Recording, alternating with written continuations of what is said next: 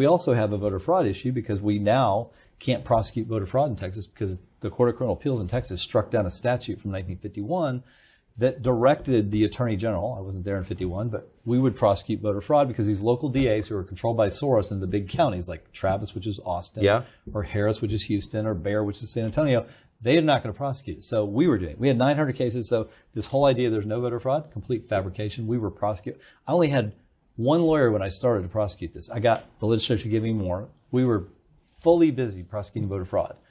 And then suddenly the Court of Criminal Appeals, all Republicans, said, nope, it's unconstitutional for the Attorney General to be in court because he's in the executive branch. That was their reasoning. To be in court, I thought... I'm not allowed because they said that was a judicial function, so I no longer could be in court. Now, if they're right, the Court of Criminal Appeals, they're the final court in our state on criminal matters. So they're like the Supreme Court on that. The Supreme Court is the final say on civil matters. So they were able to strike down one area of law for us. If they're right, the Supreme Court should tell me that no, I shouldn't be allowed to be in court on civil cases either because I'm in the executive branch. Well, and if that was right, every attorney general in the country should no longer be allowed to go to court. I'm confused. So the attorney general of the state of Texas is not allowed to prosecute voter fraud? That's correct. Even though the legislature directed it. It's one of the things that I'm told to do 4 things in the Texas Constitution, and one of those things is such things as are required by law. Who makes the laws? The Texas legislature. The legislature passed a law in 51 that directed the Attorney General to prosecute voter fraud, largely because I think that they didn't trust the local DAs to get that done because it's very political. And so that's what we did. We prosecuted voter fraud. And we had plenty of it. And now, guess what? There's no prosecution for voter fraud. But that's the core defense of democracy is prosecuting voter fraud. If we don't fix this, if the Court of Criminal Appeals, who I am concerned was put there by George Soros because no one knows who they are. They're all Republicans, but we don't. Even Republicans don't know who they are. If I go to a room of Republicans and I say, can you name one person on the Court of Criminal Appeals? I'm lucky if I can get one. And so I think it was a genius move by getting the right people on there. We now have no defense because the local DAs won't do it. And now I'm supposedly not allowed to do it. So I tried to get the legislature to pass a law to reauthorize it. The Senate overwhelmingly passed it. And guess what I was told in the Texas House by Dave Phelan's team? We don't have time for that. We're not going to do it. We don't have time to prosecute voter fraud? We don't have time to reauthorize that statute so that I can go back and start prosecuting voter fraud and go change the makeup of the Texas Court of Criminal Appeals. I was told by the Speaker, we don't have time for that. In my opinion, most important issue we have because every other issue falls on whether we can elect the right people. Of course, and whether voters have the power to send their choice into office. I mean, do voters have power is the real question. Exactly. And if you think about it, if we lose the state, the laws are going to change. All the voter laws are going to change. We're going to be like California where you can just mail in ballots. And what I know from mail-in ballot, having fought this for the last election, winning 12 cases on mail-in ballots that unfortunately other states like Georgia did not fight, I know that mail-in ballots are completely unreliable. If you just mail them out to everybody, you have no idea who's sending them back. There's no verification. And when they say you can't prove voter fraud, they are right. Because normally what you have to do, if you're going to mail in ballot, you have to satisfy the laws under certain categories. You're over 65, you're out of state, you're disabled. You sign an affidavit, and you send it in with your application that this is my signature.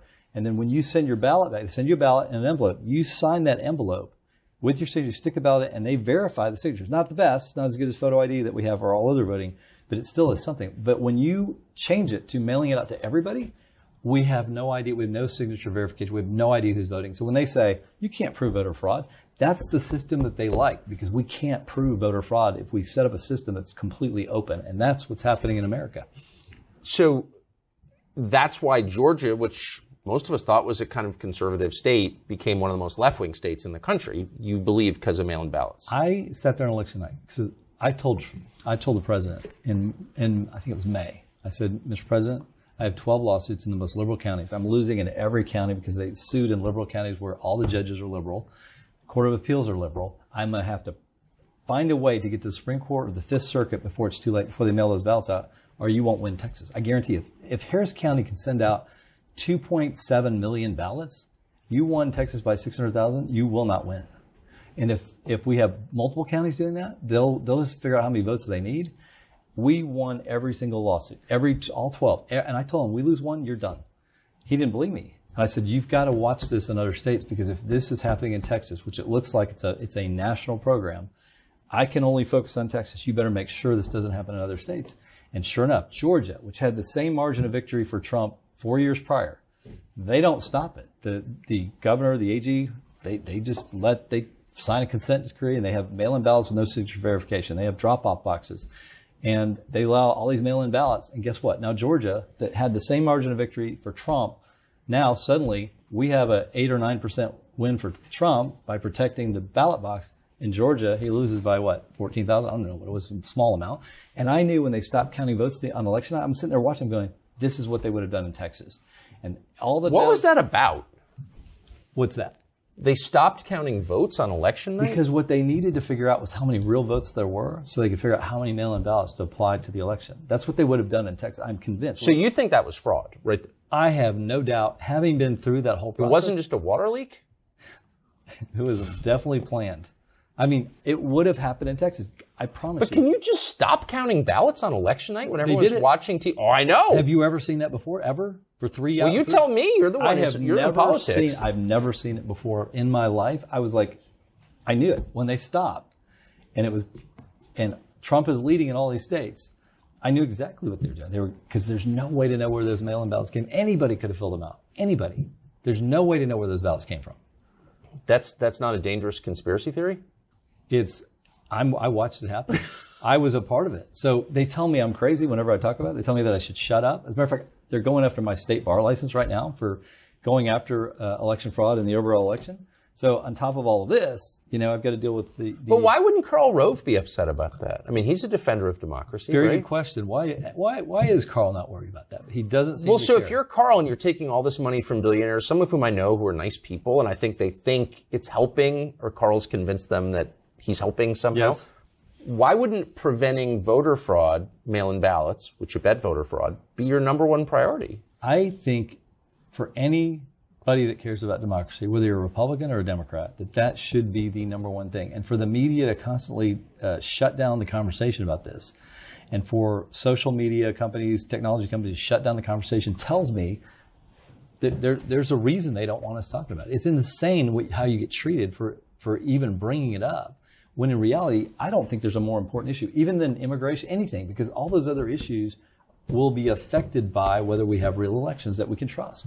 And you think it comes down to, or the most important issue is mail-in ballots? For what I know, I don't know the machine stuff. I've tried to get people to bring stuff to prove it, and I've never seen proof. So I would. I haven't either. If they open-minded, but I'm open-minded, but I have never had anybody bring me proof. But I do know 100% that they cheat with mail-in ballots. I know that for a fact, and we have prosecuted people for that. We had a lot of cases. It wasn't just like, oh, well, this. You know why they can tell the narrative that there's no voter fraud? Because no one prosecutes voter fraud in the country except us. We used to. Now there's no cases. Who prosecutes? Can you name cases in our state? You know what? They don't prosecute it. The prosecutors do not prosecute it, even though it's a violation of law and it affects the fundamental basis of our democracy. Well, it ends democracy. We don't have it. If you can do impeachments like this and you can have mail-in ballots, we don't have democracy.